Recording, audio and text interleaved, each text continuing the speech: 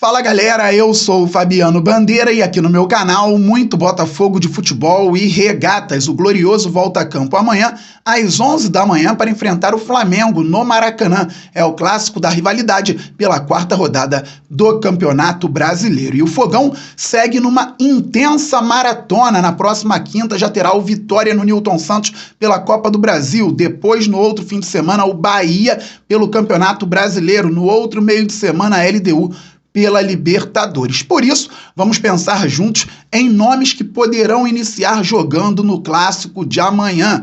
E vamos trazer também números interessantes de alguns jogadores do Fogão. Pessoal, live pré-jogo, hoje na parte da noite, porque a partida terá início amanhã às 11 da manhã. Vou sair cedo para o Maraca, então a live pré-jogo vai ser hoje à noite. Em mais um vídeo ou na live, trarei aquela análise tática pré-jogo especial com deficiências defensivas do adversário e algumas estratégias que o Botafogo poderá utilizar para vencer a equipe treinada por Tite. É conteúdo robusto no canal Fabiano Bandeira. O Botafogo venceu bem o Universitário do Peru na última quarta-feira pela Libertadores, 3-1. Infelizmente, o Tiquinho Soares saiu com um problema na coxa. Poderá ficar até 6 semanas fora do time, então vai perder alguns jogos importantes. E com isso, o técnico Arthur Jorge teve que readequar a equipe para vencer o Universitário do Peru. Aconteceu, o Botafogo foi bem, então amanhã já teremos mudança em relação aos 11 iniciais da última partida. Só que poderemos ter outras mudanças e o técnico tem algumas boas possibilidades. Para o gol, John ou Gatito Fernandes? Na entrevista pós-jogo, Arthur Jorge disse que a mudança para a última partida se deu por questão tática, ou seja, goleiro. Questão tática é porque o John tem mais qualidade com a bola no pé do que o goleiro Gatito Fernandes. E o John, em alguns momentos, contribuiu para que o Botafogo pudesse quebrar linhas. Ele deu passes muito bons,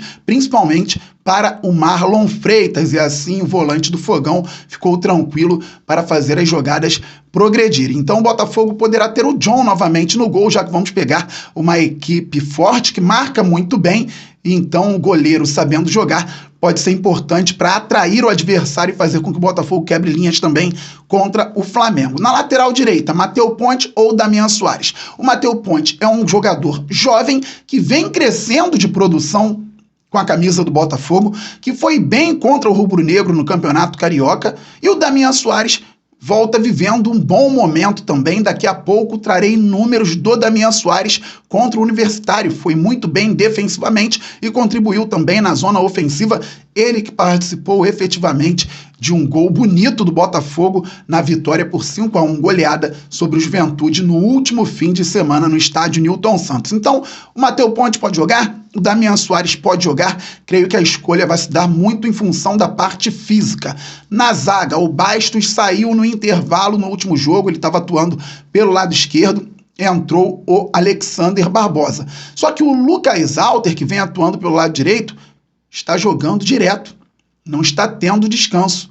O Bastos treinou ontem, ele saiu por conta de desgaste no jogo contra o Universitário.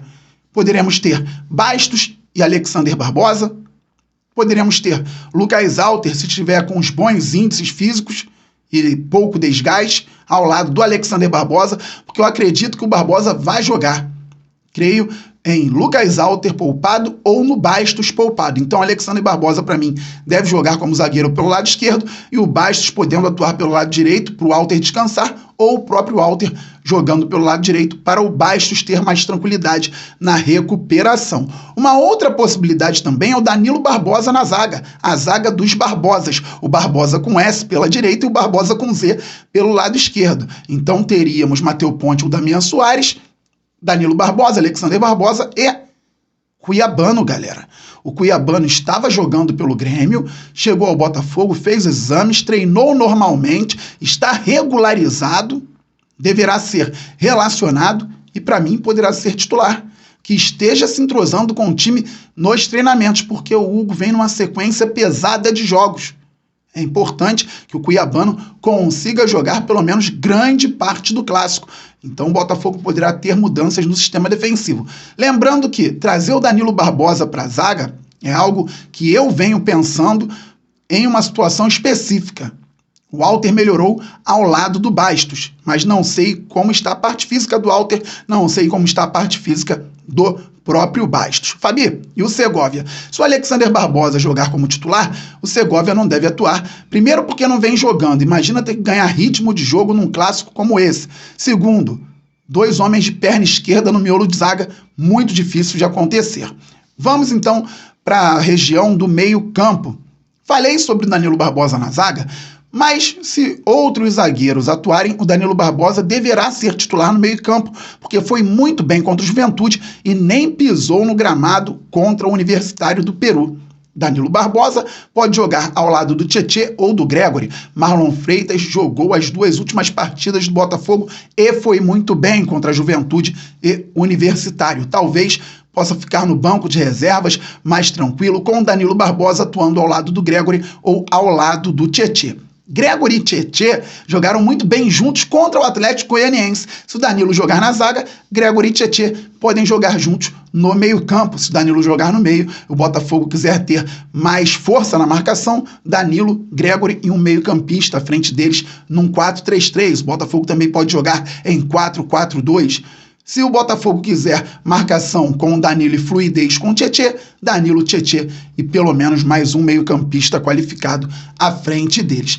Eu estou falando das possibilidades, eu não falei que daria um time titular, mas disse sobre possibilidades para o técnico Arthur Jorge. E o Botafogo tem a zona ofensiva, sem o Tiquinho Soares. O Eduardo entrou na última partida, foi muito bem, fez 2 gols, participou bastante do jogo.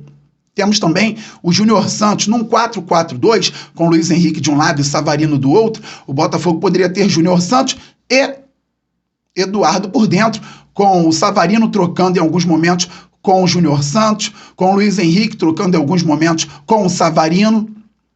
O Botafogo pode ter características bem interessantes na zona ofensiva. Só que o Júnior Santos, galera, está jogando todas as partidas e bem. Ele é um jogador de muita força, muita velocidade.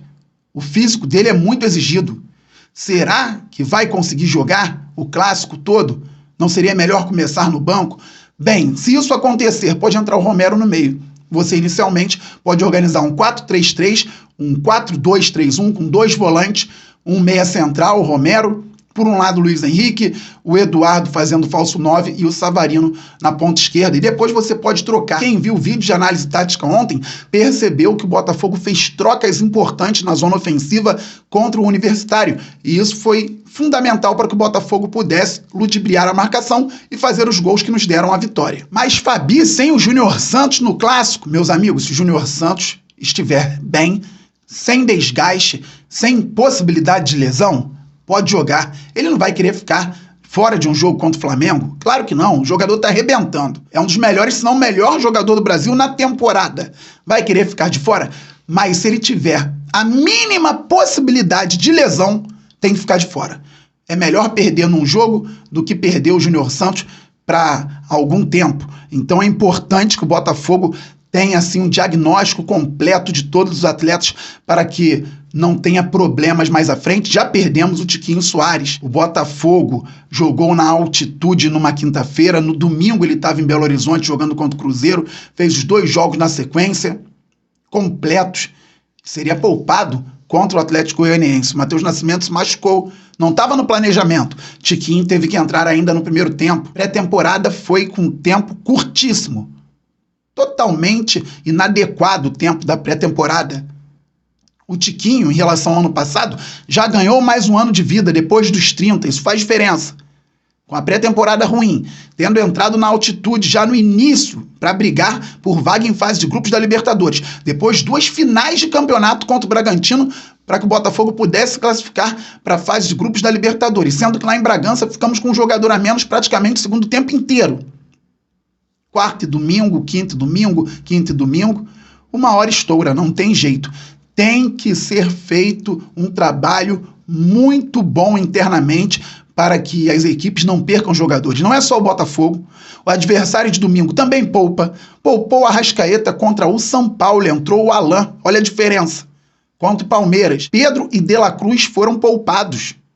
Na Libertadores, jogo do meio de semana na altitude, o Flamengo perdeu para o Bolívar, poupou praticamente a equipe inteira. e pode ter força máxima contra o Botafogo, que o Botafogo tem um time muito forte também para colocar em campo. Então, com John, com Mateu ou Damian Soares, na zaga, Walter ou Bastos ou Danilo e o Alexander Barbosa, na esquerda o Cuiabano, no meio campo, Danilo e Gregory ou Danilo e Tietê ou Tietê e Gregory, com o Romero por dentro, com o Luiz Henrique de um lado, Savarino do outro, Eduardo como um atacante móvel, ou o Júnior Santos, muito bem. Então, Júnior Santos com Eduardo, Romero no banco para entrar no segundo tempo. O menino Yarlen podendo ganhar minutos, por que não?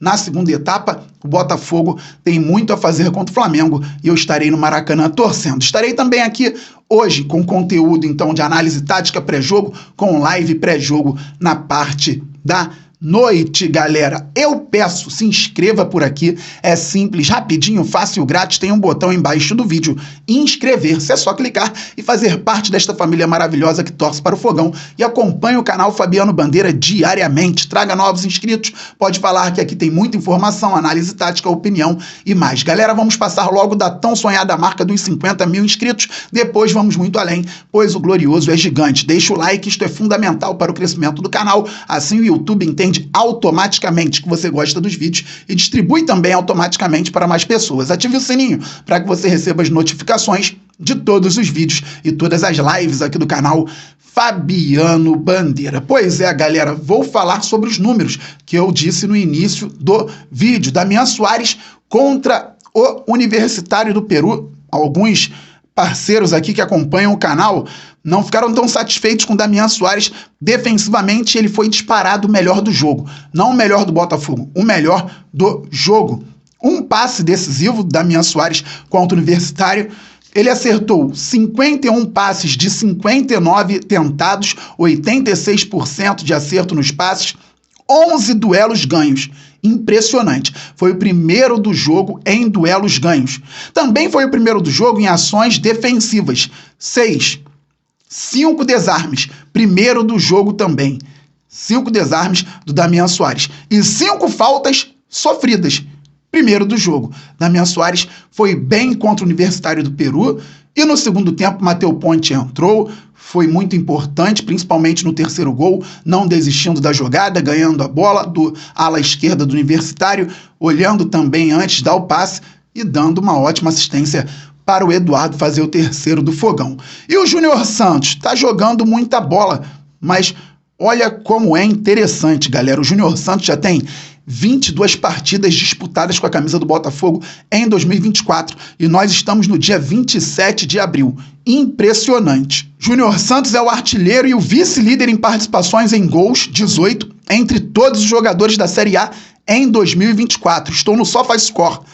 22 jogos do Júnior Santos pelo Fogão em 2024, 16 como titular, 14 gols marcados, 4 assistências, 18 participações, 89 minutos para participar de gol, 73% de conversão de chances claras, 46 finalizações, 26 no gol. E o Júnior Santos só na Libertadores, galera, ele é o líder em gols e participações em gols, 9 da Libertadores 2024. 7 jogos, 8 gols, 1 assistência. O tempo diminui na Libertadores para o Júnior Santos participar de um gol. 68 minutos para participar de gol. 87% de conversão de chances claras. Ele fez 7 gols em 8 chances claras. 11 passes decisivos, 12 dribles certos. Eu não quero ter a mínima possibilidade de não poder contar com o Júnior Santos na sequência, então que esteja sendo feito um trabalho primoroso com o nosso atacante internamente no Glorioso. Beleza, galera? A qualquer momento eu volto. Saudações alvinegras. Estamos muito juntos. Aquele abraço. Valeu. Fui!